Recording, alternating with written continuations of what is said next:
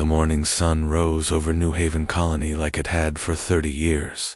Captain Jake Morrison stood on his office balcony, drinking coffee and watching the farmers start their day. The wheat fields stretched for miles, golden and ready for harvest. Children ran to school while their parents headed to work. It was a perfect day on humanity's most successful colony. Jake smiled as he watched Amy Foster help her father load the harvest truck. The 16-year-old girl had grown up on New Haven. To her, this was home, not some distant planet. Her laughter carried on the wind as she raced her younger brother to the truck. "Beautiful morning," said Dr. Lisa Grant, Jake's wife, as she joined him on the balcony. She carried her medical bag, ready for another day at the clinic. "Every morning is beautiful here," Jake replied, putting his arm around her. "Hard to believe we've been here 30 years. Lisa nodded. "The anniversary celebration next week will be special. 50,000 people now call this place home." Jake's communication device beeped. Another routine message from Earth, probably about new colonists or supply ships. He would read it later. Today was too perfect to waste on paperwork. Down in the agricultural district, Amy Foster climbed onto the harvest truck with her father, Tom. "Dad, do you think we'll ever see other aliens?" she asked. Tom laughed. "Maybe someday, sweetheart. But for now, we have enough to worry about with these crops." Amy had always wondered about life beyond their small world. The teacher said humans had explored hundreds of planets, but never found other intelligent life. She hoped that would change in her lifetime. At the research station, Professor Dan Walsh studied samples of local plants under his microscope. The planet's vegetation was unlike anything on Earth. Some plants could grow in soil that would kill Earth crops. Others produced chemicals that seemed to fight disease. "Lisa, you need to see this." Dan called to Dr. Grant when she arrived for her morning rounds. He showed her the test results. These plants could change medicine forever. The compounds they produce could cure diseases we've struggled with for centuries. Lisa examined the data with excitement. "We need to send this information to Earth immediately. This could help millions of people." Commander Ben Clark walked through the colony's security center, checking the daily reports. Crime was almost non-existent on New Haven. The biggest problems were usually disputes between neighbors or teenagers breaking curfew. He often joked that his job was the easiest in human space. The security sensors showed nothing unusual. Dangerous animals, no severe weather, no threats of any kind. Ben had trained for military combat on Earth, but here he mostly helped lost tourists and mediated arguments. "Another quiet day," said his assistant, marking the patrol schedules. "Just the way I like it," Ben replied. At noon, the colony's children gathered for lunch at the school. Amy Foster sat with her friends, talking about their plans after graduation. Some wanted to stay and farm like their parents. Others dreamed of visiting Earth or exploring new worlds. "I want to be a diplomat," Amy announced. "Maybe I'll be the first person to meet aliens and make peace with them." Her friends laughed, but not in a mean way. Amy was known for her big dreams and kind heart. If anyone could make friends with aliens, it would be her. The afternoon brought the weekly council meeting. Jake Morrison presided over discussions about crop yields, infrastructure improvements, and preparations for the anniversary celebration. The colony had grown from a few hundred pioneers to a thriving city. They had built schools, hospitals, factories, and farms. New Haven was proof that humans could build something beautiful among the stars.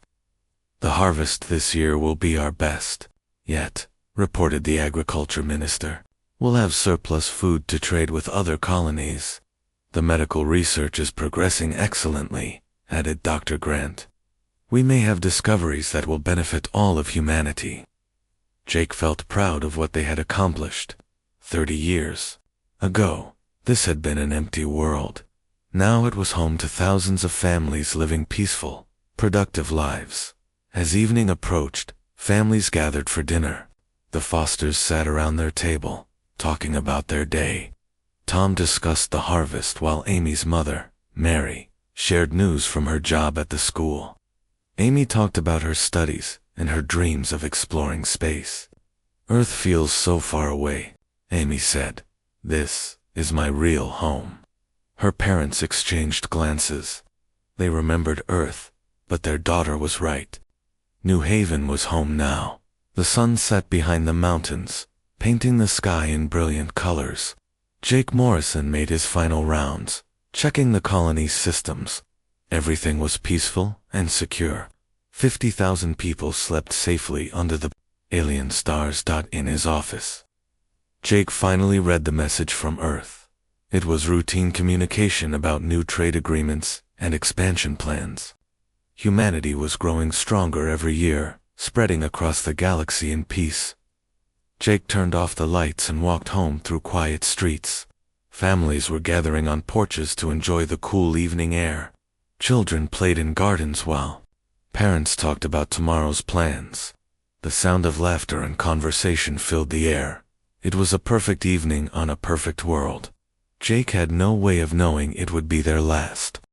The ships appeared at dawn without warning. Massive dark vessels that blocked out the morning sun, casting shadows over New Haven Colony. Amy Foster was feeding the chickens when the sky went dark. She looked up and screamed. Captain Jake Morrison was drinking coffee when his emergency alarm went off. He ran outside and saw the alien ships hanging in the sky like storm clouds.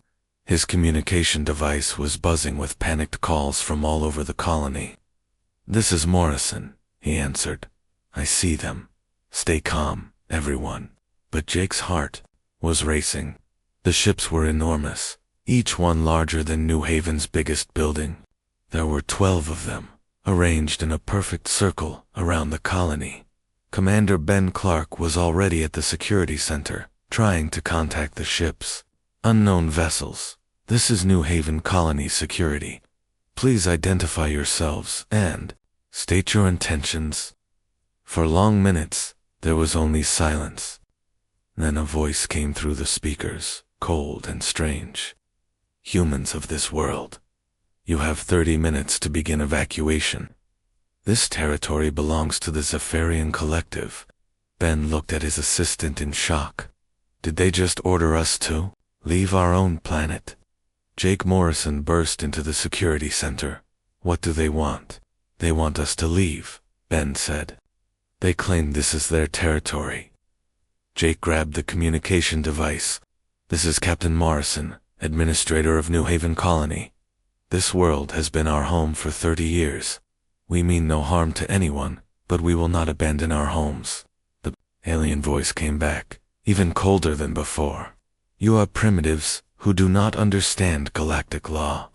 This system is sacred to the Zephyrian Collective. Your presence is an insult to our ancestors." "We can share this world," Jake pleaded. "There's room for everyone. We only use a small part of the planet." The response was like ice. "Humans are vermin. Vermin do not negotiate with their superiors. You have 25 minutes. Dr. Lisa Grant ran through the streets, trying to organize the medical teams. People were panicking, gathering in the streets and pointing at the ships. Children were crying while parents tried to figure out what was happening. "Everyone stay calm," Lisa called out. "Go to your emergency shelters. This is just a misunderstanding." But even as she said it, Lisa could see the weapons on the alien ships beginning to glow. Amy Foster found her parents at the farm. Her father Tom was loading his truck with supplies, while her mother Mary gathered important documents. "Are we really leaving?" Amy asked, tears in her eyes. "I don't know, sweetheart," Tom said, "but we need to be ready." Amy looked at the fields her family had worked for years. The wheat was ready for harvest. The fruit trees were heavy with their crop. This was her entire world. "I don't want to leave," she whispered. At the research station, Professor Don Walsh was trying to save his work. Years of research into the planet's unique plants were stored in his computers. If they had to evacuate, this knowledge could still help humanity. "The medical compounds," he muttered, copying files to portable drives. They can't take this away from us. Ben Clark was working frantically to contact other human colonies on Earth. Mayday, Mayday. This is New Haven Colony. We are under threat from alien forces demanding immediate evacuation. The responses came back quickly. No other colony was under attack. Earth was too far away to help immediately. New Haven was alone. 15 minutes remaining, the alien voice announced. Jake Morrison made a decision that would haunt him forever. He opened a colony-wide channel and spoke to his people. Citizens of New Haven, we face a choice today. We can run from our homes, or we can stand and show these aliens that humans do not bow to threats. I will not order anyone to stay and fight, but I will not abandon the world we built together. The response surprised him. Instead of panic, he heard determination in the voices that answered. We stand with you, Captain, came voice after voice. Ben Clark began organizing defensive positions, using mining equipment and construction vehicles. It wasn't much against alien weapons, but it was something. Dr. Grant set up emergency medical stations in the underground storage areas. If there was going to be a fight, they would need every doctor they had. Amy Foster hugged her parents. Whatever happens, I love you both. Time has expired, the alien voice announced. You chose extinction. The first blast came without warning. A beam of brilliant energy struck the agricultural center, vaporizing buildings and crops in an instant. The ground shook, and alarms wailed across the colony. Amy watched in horror as her family's fields burned. Years of work destroyed in seconds. The alien ships began a systematic bombardment. They targeted the farms first, then the factories, then the power plants. It was clear they wanted to destroy the colony's ability to survive. Ben Clark's security teams returned fire with everything they had. Mining lasers and construction tools were turned into weapons. It was like throwing stones at a hurricane, but they fought anyway. Jake Morrison ran through the burning streets, helping evacuate civilians to the underground shelters. The air was full of smoke and the smell of burning crops. Sir, one of his officers called out, we're getting reports from other colonies. Terra Verde and Harmony Station are under attack too. Jake's blood went cold. This wasn't just about New Haven. The aliens were attacking multiple human worlds at the same time. Dr. Grant worked desperately to save the wounded as the bombardment continued. The underground medical center was filling with burned and injured colonists. How many ships do they have? Asked one of her assistants. Too many, Lisa replied, bandaging a child's arm. Professor Dan Walsh clutched his research drives as an explosion shook the building above him. 30 years of scientific work was being destroyed, but maybe some of it could still be saved. Amy Foster found herself helping to carry wounded people to the medical center. Her hands were shaking, but she forced herself to keep working. People needed help. The bombardment lasted for hours. When it finally stopped, half of New Haven Colony was gone. The beautiful farms were craters. The schools and hospitals were rubble. Ben Clark's voice came over the radio, weak but determined. All units, report status. The responses painted a grim picture. Most of the security force was gone. Thousands of civilians were dead or missing. Jake Morrison stood in the ruins of what had been the colony center. Bodies lay in the streets. Children cried for parents who would never answer. The alien voice came one last time. Let this be a lesson to all humans. Your species exists only because we allow it. Challenge us again, and you will all die. As night fell over the devastated colony, Jake Morrison sent one final message toward Earth. His hands shook as he spoke into the transmitter. This is New Haven Colony. We are under attack by aliens calling themselves the Zephyrian Collective. They have destroyed our world and murdered our people. If anyone receives this message, remember us. Remember what they did to us. Make them pay. The transmission ended as the power finally failed. In the darkness, the survivors huddled together, mourning their dead and wondering if anyone would ever hear their final plea for justice. The message from New Haven reached Earth 3 weeks later. President Helen Davis sat in her office, watching the recording for the 5th time. Captain Morrison's desperate voice echoed through the room, describing the destruction of 50,000 innocent lives. "How many colonies have we lost?" she asked General Tom Hayes, her military commander. 7 confirmed, destroyed, 12 more under attack, Tom replied grimly. "The aliens are moving fast, hitting our most successful settlements." Helen felt sick. She had sent those people to build new homes among the stars. Now, they were dead, because of her decisions. "What do we know about these Zephyrians?" Dr. Alex Wright, the government's alien expert, stepped forward. "Very little. They seem to be an old species, with advanced technology.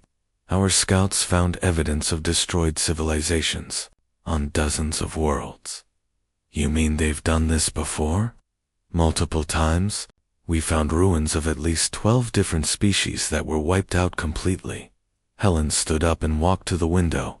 Earth looked peaceful from here, but she knew that would change soon.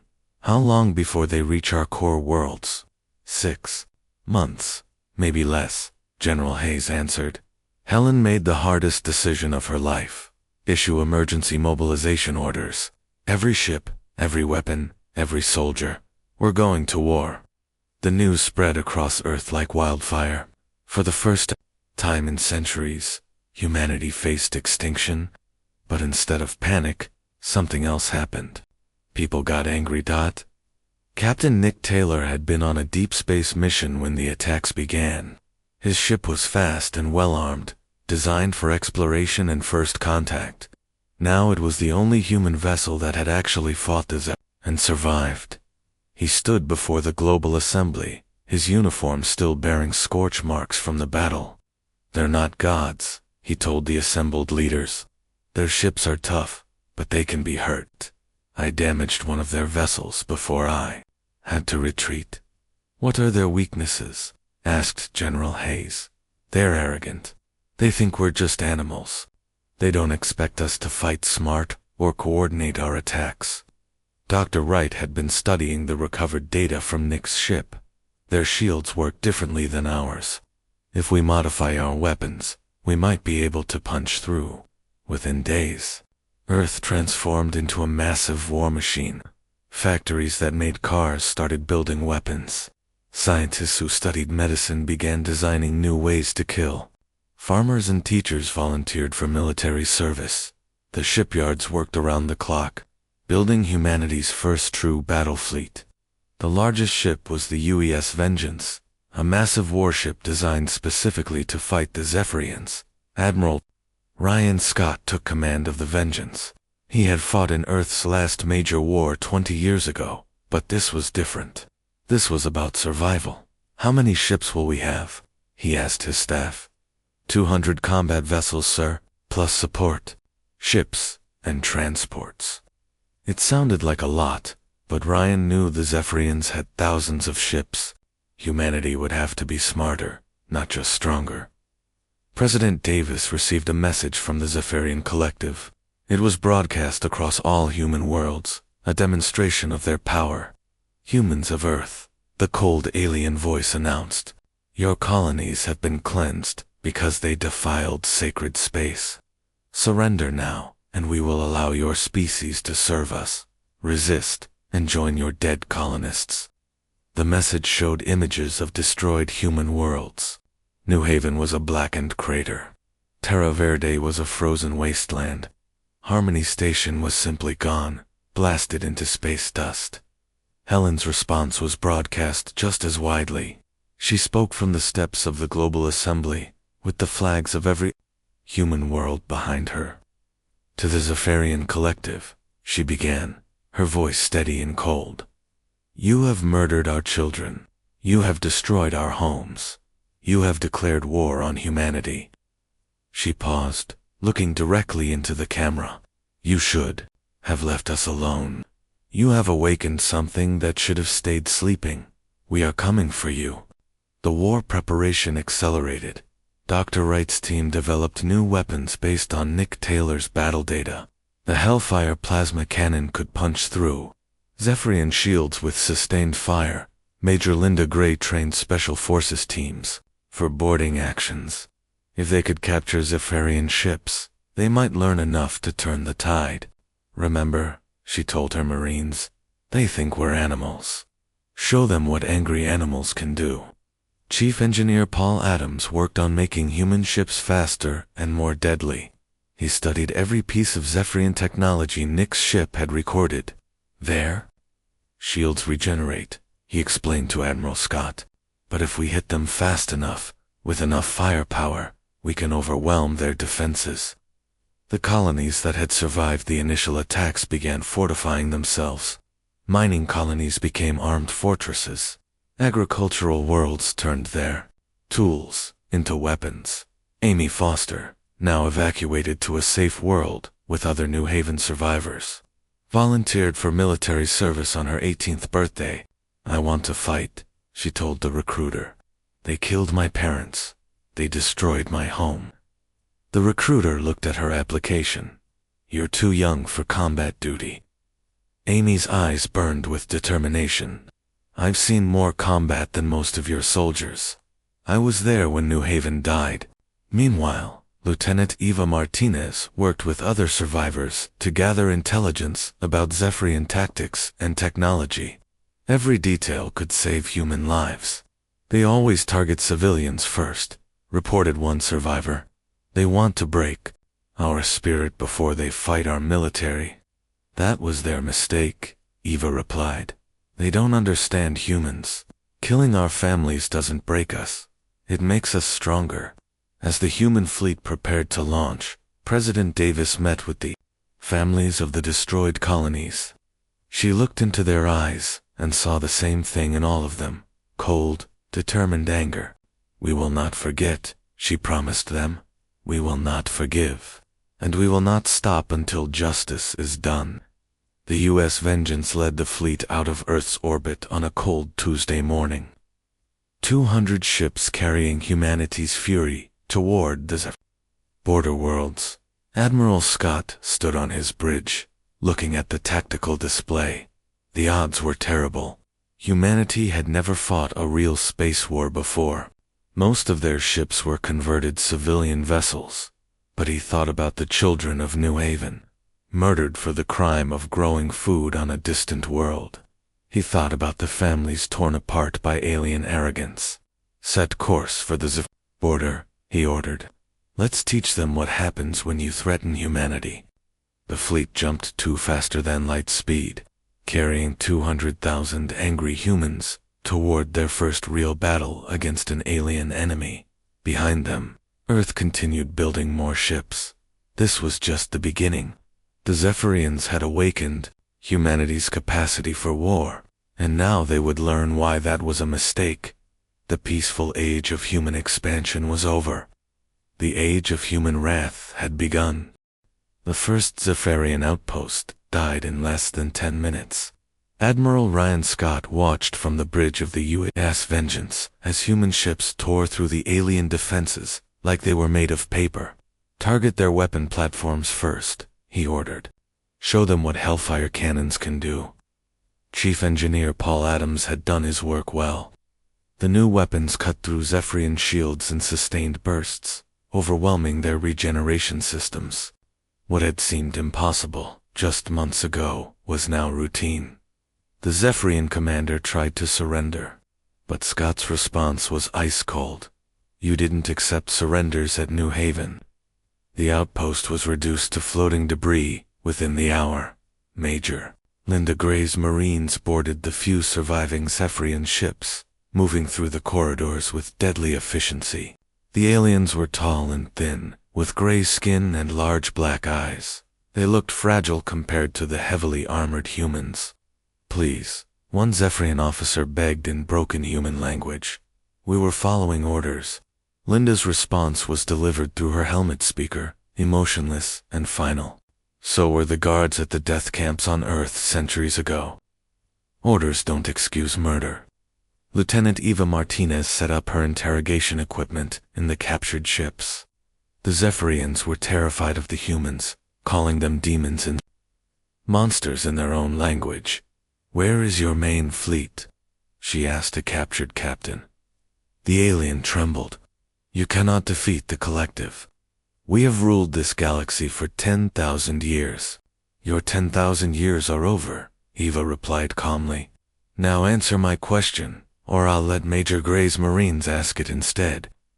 The information came quickly after that. Captain Nick Taylor led the fast attack squadrons, hitting Zephyrian supply convoys and communication stations. His ships moved like wolves, striking without warning and disappearing before reinforcements could arrive. "Another supply fleet destroyed," he reported to Admiral Scott.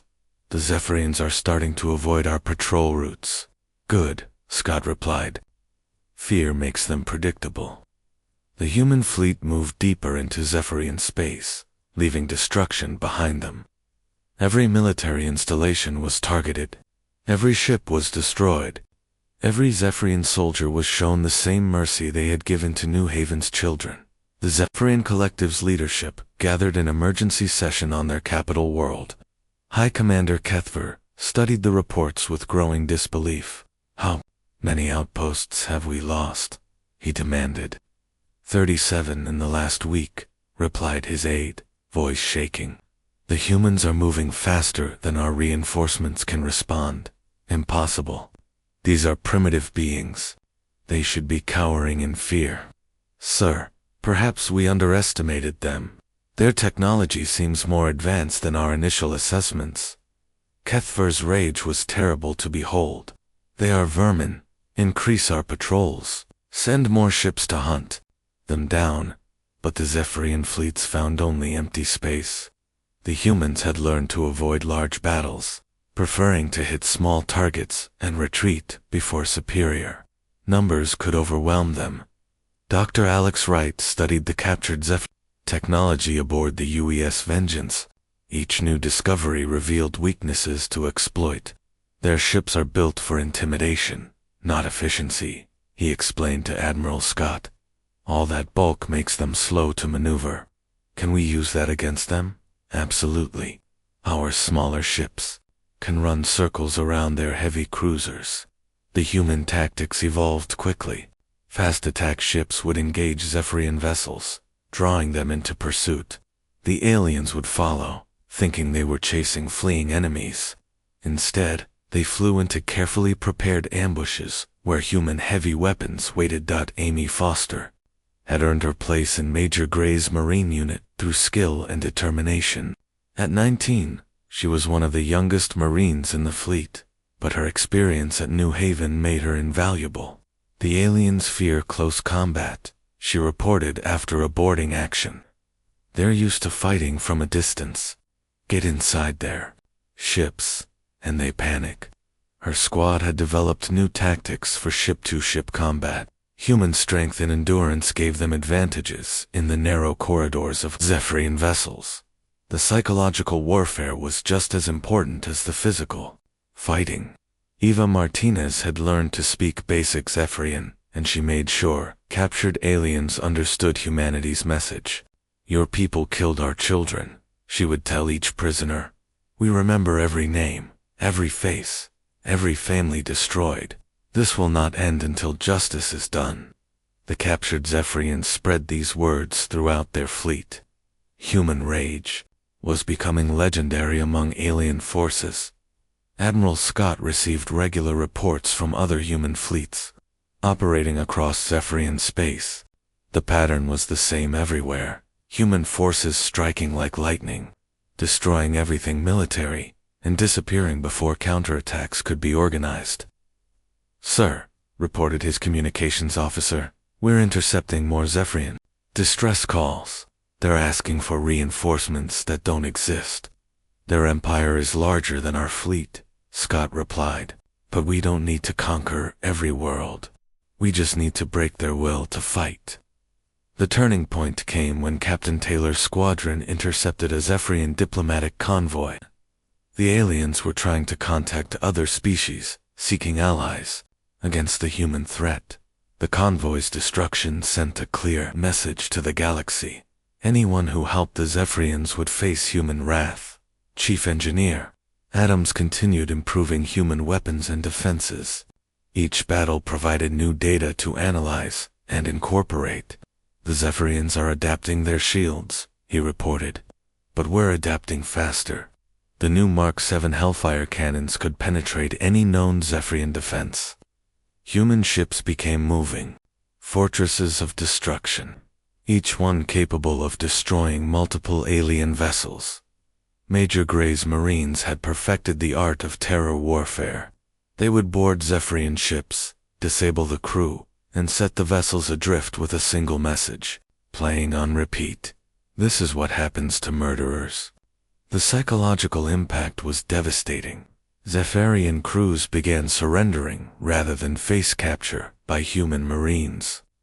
They call us the Night Demons, Gray reported, with grim satisfaction. Good.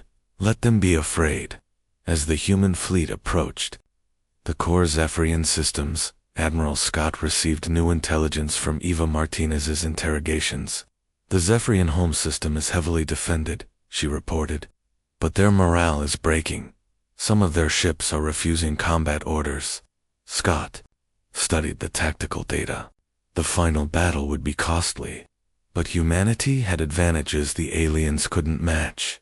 Unity, determination, and the memory of their murdered families. Send a message to all human forces, he ordered. We're going to finish this. The fleet regrouped at the edge of Zephyrian space, preparing for the final assault. 200 ships had become 150, but each surviving vessel was crewed by veterans who had learned to fight like the galaxy had never seen. Amy Foster checked her equipment one more time. Tomorrow they would reach the Zephyrian home system. Tomorrow she would finally have the chance to make the aliens pay for her parents' deaths. For New Haven, she whispered, the battle cry that had carried humanity across the galaxy. The hunt was almost over. Soon the Zephyrians would learn the final lesson about threatening humanity. Some wounds never heal, and some debts must always be paid in full. The Zephyrian home system appeared on the UES Vengeance's screens like a glittering jewel. Dozens of worlds orbited the twin suns, connected by massive space stations, and defended by the largest fleet humanity had ever encountered. Admiral Ryan Scott stood on his bridge, counting the enemy ships. 500 Zephyrian vessels protected their capital, ranging from small fighters to massive dreadnoughts that dwarfed anything in the human fleet. Acceptable odds, he said calmly, causing his bridge crew to look at him in surprise. Sir? Asked his tactical officer. They have more ships, Scott explained, but we have something they don't understand. We have justice. The human fleet dropped out of faster-than-light travel in perfect formation. 150 ships against 500, but each human vessel carried the fury of a species that refused to bow to extinction. High Commander Cathver watched the human arrival from his flagship's command center. The human ships looked small and insignificant compared to his mighty fleet. Finally, he said with satisfaction, these vermin have come to die properly. But his confidence wavered when he saw the precise coordination of the human formation. These weren't the panicked refugees he expected. These were disciplined warriors who had fought across half the galaxy to reach this moment. Admiral Scott opened communications to the entire Zephyrian fleet. When he spoke, his voice carried across space to every alien ship and station.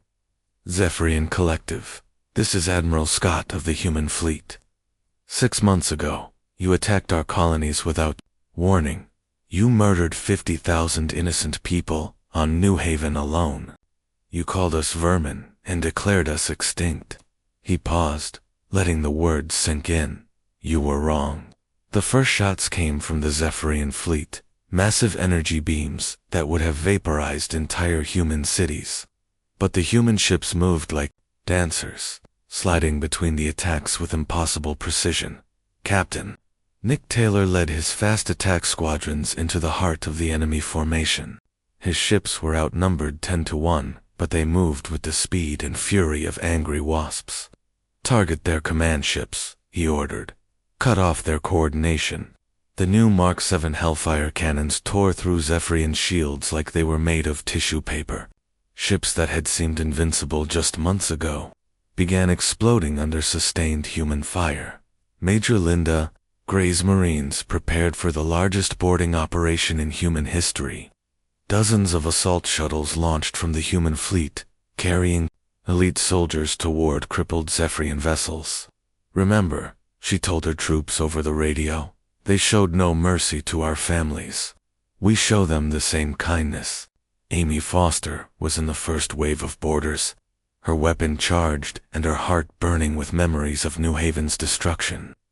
As her shuttle punched through a Zephyrian hull, she thought of her parents and smiled coldly. The interior of the alien ship was chaos. Zephyrian crew members fled before the advancing humans, their tall frames moving awkwardly in the low gravity. "Please," one alien officer begged in broken human language. "We surrender. We yield." Amy's response was delivered through her helmet speaker, her voice carrying all the pain of the last 6 months. "Did you yield when our children asked for mercy?" Lieutenant Eva Martinez had set up her command post aboard a captured Zephyrian station. From here, she coordinated the flow of intelligence as human forces overwhelmed alien defenses. "Admiral," she reported to Scott, "we're picking up communications from the Zephyrian leadership. They're in panic. Some ships are trying to flee the system." "Let them run," Scott replied, "but make sure they understand the message we're sending." Chief Engineer Paul Adams monitored the performance of human weapons from his station aboard the Vengeance. Every shot fired, every shield penetrated, every enemy ship destroyed was recorded and analyzed. "Sir," he reported excitedly, "the new Hellfire cannons are exceeding all expectations. We're cutting through their defenses faster than they can respond." The battle raged for 6 hours. Zephyrian numbers meant nothing against human fury and superior tactics. One by one, the alien ships were destroyed or captured. High Commander Kethfer watched his mighty fleet crumble with growing horror. These humans fought like nothing he had ever encountered. They showed no fear, accepted no surrender, and displayed tactical brilliance that outmatched his own commanders. "Sir," his aide reported, voice shaking, "we've lost 60% of our fleet. Should we attempt to retreat?" Kethfer stared at the tactical display. His invincible armada was being torn apart by a force 1/3 its size. "How is this possible?" he whispered. The answer came when a human transmission cut through all Zephyrian communications. Admiral Scott's voice filled every surviving alien ship. "You wanted to know what humans are capable of when threatened. This is your answer. We don't just fight for territory or resources. We fight for each other. Every human death makes us stronger. Every murdered child becomes our weapon." Captain Jake Morrison, revealed to have survived New Haven's destruction, stood beside Scott on the Vengeance's bridge. His face bore the scars of that terrible day, but his eyes burned with unquenched fire. "This is for New Haven," he said quietly, targeting the Zephyrian flagship with the ship's main guns. The massive alien dreadnought tried to maneuver away, but human ships surrounded it from all directions. Hellfire cannons focused their energy into a concentrated barrage that overwhelmed even the flagship's mighty shields. As his ship died around him, High Commander Kethver finally understood what his people had awakened. These humans weren't just another species to be conquered. They were something else entirely, a force of nature dressed in starships and armor. The Zephyrian fleet's destruction was complete by the end of the day. Of 500 ships, less than 50 survived to flee the system. The humans had lost only 20 vessels, and those crews had died heroes. President Helen Davis received Admiral Scott's report while standing in the Memorial Garden on Earth. Each tree represented one of the destroyed colonies, with New Haven's oak standing tallest in the center. "The Zephyrian home fleet is destroyed," Scott reported. We're receiving surrender offers from their remaining colonies. What are your recommendations, Admiral? Scott's response was immediate and certain. We accept nothing less than complete surrender. They will stand trial for genocide. They will make reparations for every life they took, and they will never threaten another peaceful species again. The formal surrender came 3 days later. The surviving Zephyrian leadership, led by a humbled Kethfer, knelt before human representatives in a ceremony broadcast across the galaxy. Amy Foster stood in the honor guard, wearing the uniform of a Marine sergeant. At 20 years old, she had become one of humanity's most decorated soldiers. But her proudest moment came when she planted the first seed in the rebuilt soil of New Haven. For Mom and Dad, she whispered, patting the earth gently. The galaxy watched as humanity established the New Haven Accords, a set of laws protecting peaceful species from aggressive empires. Any nation that attacked civilians would face the full fury of human justice. Dr. Alex Wright was appointed as the first director of the Galactic Protection Agency, tasked with investigating and preventing future genocides. We learned something important, he told the assembled representatives of dozens of species. Peace is not the absence of conflict. Peace is the presence of justice. The Zephyrian survivors were relocated to reservation worlds, where they could rebuild their society under human supervision. Some adapted well to their new reality. Others plotted revenge that would never come. Admiral Scott retired to a quiet farm on New Haven II, the replacement colony built to honor the destroyed world. He spent his days tending crops, and his evenings writing memoirs that would become required reading in military academies. Across human space, Major Gray established the first integrated military academy, where humans and friendly alien species learned to fight together against future threats. Captain Taylor became the commander of humanity's deep space patrol fleet, ensuring that no aggressive species could threaten peaceful worlds ever again. Eva Martinez founded the Department of Xen Studies, dedicated to understanding alien cultures and preventing future conflicts through diplomacy backed by overwhelming force. President Davis served 3 more terms, presiding over humanity's transformation from peaceful explorers to the galaxy's protectors. Her final speech, delivered on the 10th anniversary of New Haven's destruction, became legendary. We did not seek this responsibility, she said, standing before representatives of 100 species, but we will not abandon it. Any species that threatens the innocent will learn what we learned in our darkest hour, that there is no force in the universe stronger than people fighting for each other. The memorial on New Haven II grew larger each year, as new species added monuments to their own lost worlds. Humanity had become the guardian of the weak, the protector of the peaceful, and the nightmare of tyrants everywhere. Amy Foster, now a general, often brought her own children to visit the memorial. She would tell them stories of their grandparents and the world that died so that others might live in peace. Remember, she would tell them, pointing to the stars where human ships patrolled. We don't fight because we enjoy it. We fight so that no other child will ever lose their family the way I lost mine. The galaxy had learned the hard way that humanity's greatest strength was not their weapons or their ships. It was their refusal to let evil go unpunished, and their determination to protect those who could not protect themselves. Human wrath had indeed echoed across the galaxy, and in that echo, countless species found safety, justice, and hope for a better future.